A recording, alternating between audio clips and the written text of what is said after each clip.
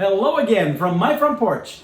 I've been having Monkees on the brain lately, probably because I got this guy in the mail. This is the 2-record set that is the Monkees Live. That's the first ever official live recording of the Monkees that captures audio from the Mike and Micky show that I got a chance to see in person last year up in Minnesota, and I can tell you that this sounds amazing. It is an absolute phenomenon. You know, some people steer away from live recordings because they're afraid it won't sound as good as the studio work, or certainly as the performers get older, they're afraid, well, they won't sound as good. I won't like it. Trust me, this is amazing. It sounds fantastic, and it's not just studio trickery. I was there and watched these guys live, and they sound amazing in person, as do their band, as do the background singers they have with them, one of which is Micky's sister, Coco Dolenz. And I recently had an opportunity to have a lengthy conversation with Coco, and we talked about a whole lot of stuff. Not surprisingly, we talked about Monkee stuff, and we talked about her brother. But in this installment, episode 4 of my 8-part series in my conversations with Coco, this time, we're going to put Coco in the spotlight. And so now, let's hear from Coco about what's going on with her. Enjoy. All right, so now I would like to, after all of that, I'd like to get us to talk a bit more about Coco, about what Coco is doing. Now I've got to segue here. I do have an image. This is obviously from a Monkees event, but I think this is just a fantastic image of Coco in action. Oh, wow. That's a good picture. That was a Yeah. good shot. I think Laura took that. Yeah. That was down in Florida at what you call it? Not Disneyland, but the other one. With Orlando all the or Universal? Epic. No, no, Oh, no. Epcot Center. Epcot Center. Yeah. Hmm. We went there a couple of years. Yeah. That was great fun. Me and my Hmm. little, I found that top that reminded me of the 60s because I think it was Yep. kind of a 60s reunion thing. And Well, that would make yeah, sense. yeah. It's Still have that it's more somewhere. it's more colorful than what you are wearing now on the tours, because here I've got some, so this is from the most recent Oh, yeah. grouping where they're dressing you guys all in black, standing in the background there, Yeah. but still you guys are doing a fantastic job back there, because again, I just saw you all doing this just Yeah. this Yeah. last tour here, and you're sounding great. You have your own albums that you've produced and your own stuff that Yep. you've done. Yeah. And I've had a chance now to be listening to it for, well, about a week now. When I went Okay. out, found you have an Etsy site. You have Yep. an Etsy page where you sell some craft items and you sell music Yep. items. And what is do you know the web address just off the top of your head? I think it's, well, I know the name is the shop is called Dolenz Delights. Yeah. Okay. Don't ask me Uh, why. I have no Yeah. idea why. Yeah. I don't know. It has an alliteration. So Thank you. Yes. yeah. Yeah. Doris Day was not her real name. Yes. Dolenz Delights. So it's like Etsy, and if you go onto Etsy, you just have to go, Dolenz Delights, and you'll find Hmm. it. And I started it again because I would make all these boxes. I would paint these boxes or do stuff. And before and this was like after I recorded everything. And people were saying, "Oh, I want one, I want one." So I made them, and what I do is put like little sayings in them. Everyone's one of a kind.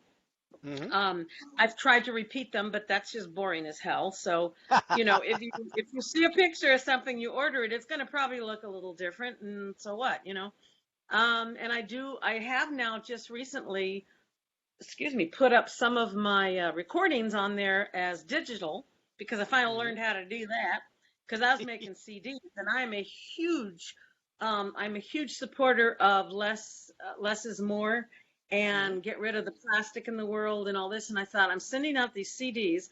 I got to make the label. I got to have the plastic thing. I got to have the da da da da. People just download it onto their computer anyway, right? And then it Yep. goes into the frickin' landfill.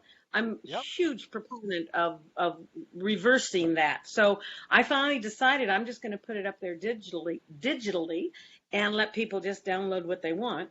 And I'm in the process of doing that with all of them, actually. Mhm. Well, and so I purchased you. You've got a volume one and a volume two of songs of, and then you also That was have. like my, Uh, Go ahead. I was gonna say that was my first. Well, it's not the actual first, but the first one that I actually produced pretty much professionally. It was songs that I had been doing at different retreats and different gatherings that had some kind of impact, that had some kind of a special Hmm. message, not just like blah, whatever, a song.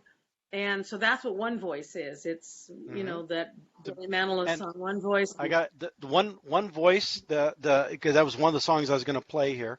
Yeah. But listening through it, especially in light of the events just of the last week here in our nation, one voice is such an absolutely appropriate song. I mean, it's Absolutely. You know what absolutely else is on powerful. that album? The other song that's on that album that they used recently up in Canada for a thing was It's Not Easy Being Green Yeah. by Joe Raposa, right? Yep. And I do that live in my cabaret show to this day because so many of us have gone through or are still going through not feeling okay as to who we are. Hmm. And that's what Kermit did when he's like, it's Yeah. not easy being green and it's boring, all this. But the truth is that who you are is beautiful. Yep. And those are the kind of songs that I really, really like to do. In the eyes of all the people, the look is much the same. For the first is just the last one. When you play a deadly game, it's about time we realize it. We're all in this together. It's about time we find out. It's all of us or none. It's about time we recognize it. These changes in the weather, it's about time. It's about changes and it's about time. We share the same hopes, we have the same dreams. We're not as different as we seem. We have the same face, we share the same heart. Let's come together now in love. Let's come together now face to face. 'Cause we all want the same things, and we're all trying just to reach the same place. It's gonna take a miracle, and that miracle is you. You're gonna have to shout it out. Let the people know that hatred just won't do. You're gonna have to take a stand. If we're gonna see this madness through, it's gonna take all the love inside of you. And when you look around, you'll find there's more than one voice singing in the darkness, joining with your one voice. Each and every note, another octave, hands are joined and fears unlocked. If only one voice could start it on its own. We need just one voice facing the unknown, and then that one voice would never be alone. It takes just one voice. All three of those John songs, Denver. yeah, all three of those songs, I felt like they're at least as a portion of the lyrics that are so powerful for this time right now. That there's a lot to that. Okay. So I Well, just thought, wow, that's really great. Well, those are the kind of songs, Paul, that I've always liked doing. Songs that touch the heart or songs that have some kind of meaning. In the 70s, I was given a few opportunities to do recording with different whatever. But the songs were benign. The songs were like, nah. And I just, Micky always amazed me. He was always amazed. He goes, what's the matter with you? I said, it just doesn't speak to soul. It doesn't speak to something. And, and I'm not trying to be highfalutin. It's just that who I am. Well, I would just rather like we were sing a talking song. about before, about how powerful it is to have the original artist step up and be able to express that passion for. You wanted what you wanted to be able to sing what you felt passionate about too. Yeah, because then, but because I feel that we all have at a certain level, we all feel the same things, if we dig deep enough. And people like to be touched there. They like to be reminded of their humanity, reminded of their oneness, the unity. I remember years ago when the first astronauts came back from the moon, and I was privileged to be at a gathering that one of them was speaking. What the heck's his name? Who was the guy that Was it Glenn? Glenn? Maybe. John Glenn? I can't remember. Huh? Was it John Glenn? And he started John Glenn, maybe? No, it was another one.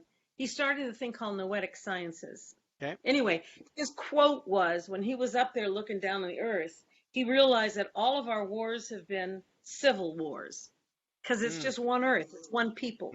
And he says, you don't see a line saying this is France, this is Germany, this is whatever, And he got real clear that we're on this starship, like, Buckminster Fuller used to say, Starship Earth, that we're all here together, and all the pettiness and all the stuff that we come up with is all we've made it up, and it's nonsense. So anyway, enough of that. So, well, no, I mean, that goes to your passion. But now I'm going to bring up another image, because tying to what you're talking about, you've done a few shows.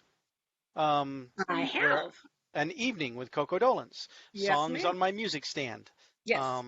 And so you've done some of those. I think you've had a tag along that is maybe sang some songs with you during that. This other guy in a hat that shows up. He was very gracious. He was very gracious. I was doing this show, in San Jose years ago, and then I started doing it again after I was at 54 Below. He was at 54 Below with his own kind of cabaret show, and they realized that I had one too, and they went, oh. So I remember him calling me one night and going, well, I got bad news and good news. I went, okay. He says, they've asked me to come do this thing again, and you're going to come and sing some songs with me.